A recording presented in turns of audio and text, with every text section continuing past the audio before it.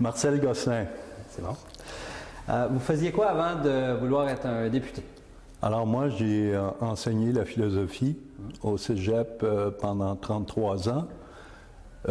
J'ai coordonné mon département à quelques reprises. Je suis, disons, un militant social depuis 40 ans dans la communauté. Okay? J'ai cofondé 2 coopératives et 2 organismes communautaires.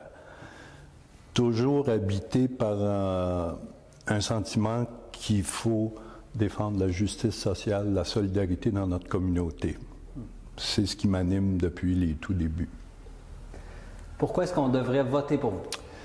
Ben, je pense que je peux être, à mon sens, le plus apte à tenter de refaire le tissu social de notre communauté, qui est profondément divisé par des inégalités sociales. Je pense pouvoir refléter ce sentiment de la population qui a trop de pauvreté à Saint-Jérôme. Il y a des gens qui ont des salaires insuffisants, qui n'ont pas de logement, qui n'ont pas accès gratuit à des services de santé, d'éducation, à tous ces gens des organismes communautaires, à tous ces travailleurs dans le milieu de la santé et de l'éducation qui sont à bout de souffle. Moi, je pense être le porte-parole de ces gens-là. Le concept des promesses électorales, c'est quelque chose d'un peu vague qui fait que les promesses qui sont faites pendant une campagne ne seront pas toujours tenues.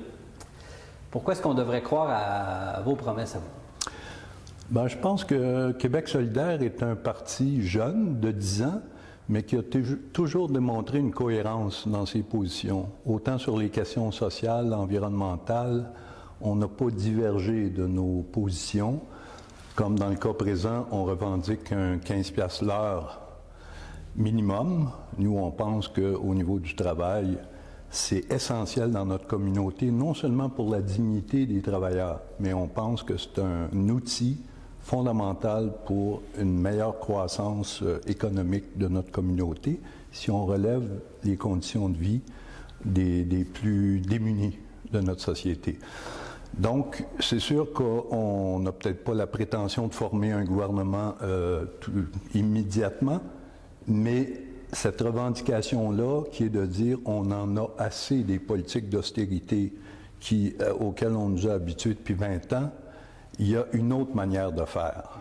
Et donnez-nous la chance d'aller à Québec et de lancer ce message fort. On peut faire les choses autrement. Si vous êtes élu député et que vous avez une carrière politique ou un mandat, 2 mandats, comment est-ce que vous aimeriez qu'on se rappelle de vous, de ce que vous avez fait? Ben, soyons modestes, là. Le mandat est de 2 ans, OK? Il ne s'agit pas ici de défaire un gouvernement, hein? Il ne s'agit pas de vote stratégique. C'est, à l'heure actuelle, à mon sens, ce qui est important, c'est de porter ce message fort à Québec. Il faut absolument stopper ce type de politique dévastatrice pour notre communauté.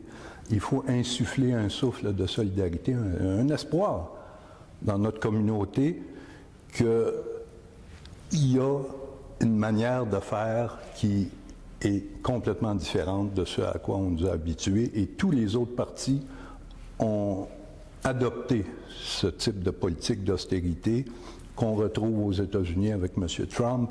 Il faut arrêter ce type de politique et d'investir dans notre capital humain. Moi, c'est ça que j'aimerais qu'on se rappelle de moi. Voilà. Dernière question.